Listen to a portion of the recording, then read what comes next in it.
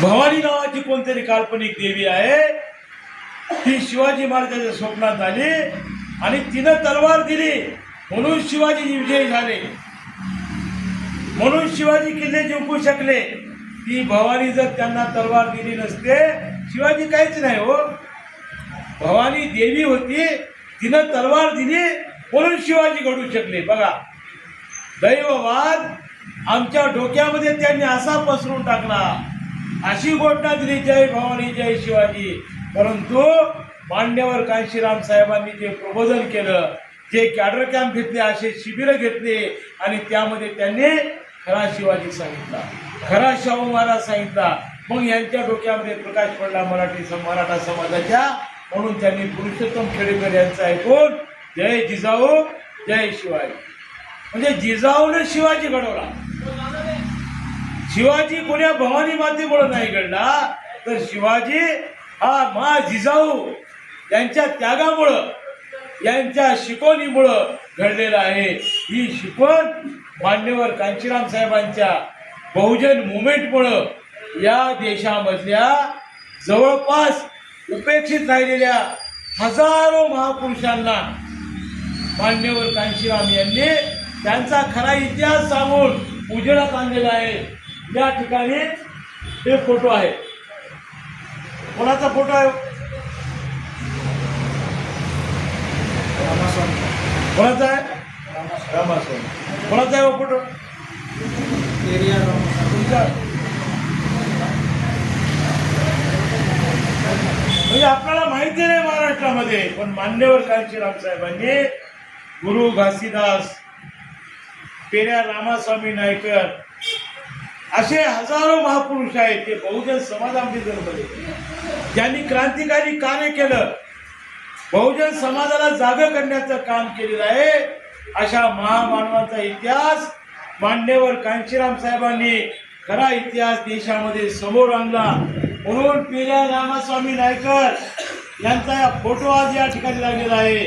आणि आज तामिळनाडूमध्ये जे सरकार मागल्या 70 ते 75 वर्षापासून जी शासन व्यवस्था या ठिकाणी तामिळनाडूमध्ये येत आहे, ती पेऱ्या रामास्वामी नायकर यांच्या क्रांतिकारी परिवर्तनवादी विचारामुळं त्या ठिकाणची शासन व्यवस्था सुद्धा बदललेली आहे.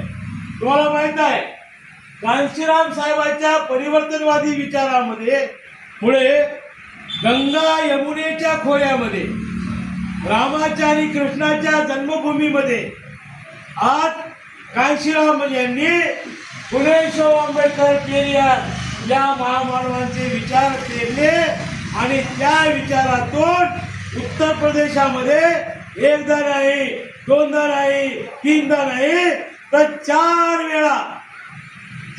वेळा उत्तर प्रदेशमध्ये बहुजन समाज पार्टीची शासन व्यवस्था निर्माण झाली.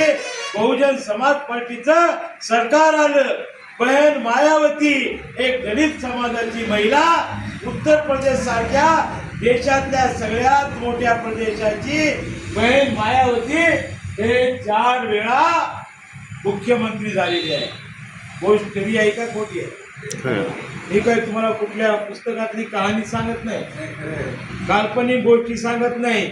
एक होता कावळा, एक होती चिमणी, एक होता राजा, त्यानं खाला भजा आणि लय आली मजा, असं काय सांगितलं काय? अरे जी हकीकत आहे, जी जमिनी हकीकत आहे, जी जमिनी वास्तविकता आहे, ते मी तुमच्या पुढं मांडण्याचा प्रयत्न करत आहे. तुम्हा सगळ्याला बुद्धी आहे, लोकॅलिटी आहे, डोसका आहे, त्यात मेंदू आहे, आपलाच मेंदू आहे. फक्त ते आपल्यासाठी वापरायला शिका, दुसऱ्यासाठी वापरू नका. मेंदू आपला वापरतो आपण दुसऱ्यासाठी. आपला खाना खराबा होऊन जाते, आपला सत्यानाश होऊन चाललेला आपल्याला दिसत नाही, आपलं रान वाळून चालले आपल्याला दिसत नाही, आणि दुसऱ्याचा मळा हिरवा कसा करायचा, त्यालाच आपल्या डोसक्यावर वारंवार कसं काय बसवायचं, हेच लय मोठं आहे. अरे हे मोठे मोठे म्हणतात, तेवढे लय खोटे आहेत सर.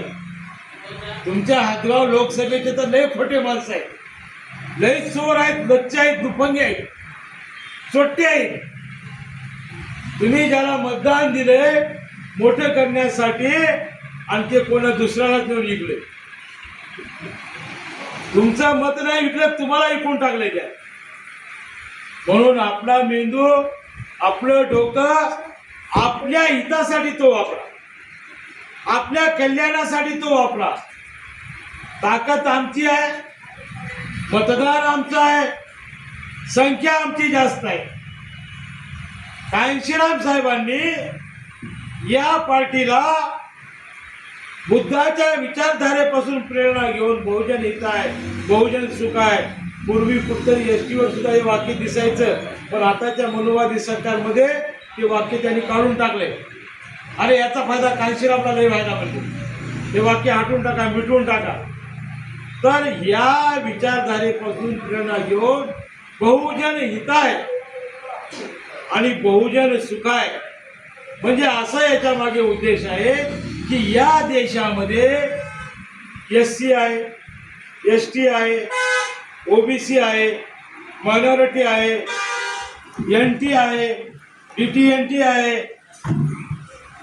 नॉमॅडिक ट्राईब्स आहेत, भटके विमुक्त आहेत, आदिवासी आहेत, अनुसूचित जाती आहेत, अनुसूचित जमाती आहेत आणि इतर मागासवर्गीय आहेत म्हणजे OBC आहेत.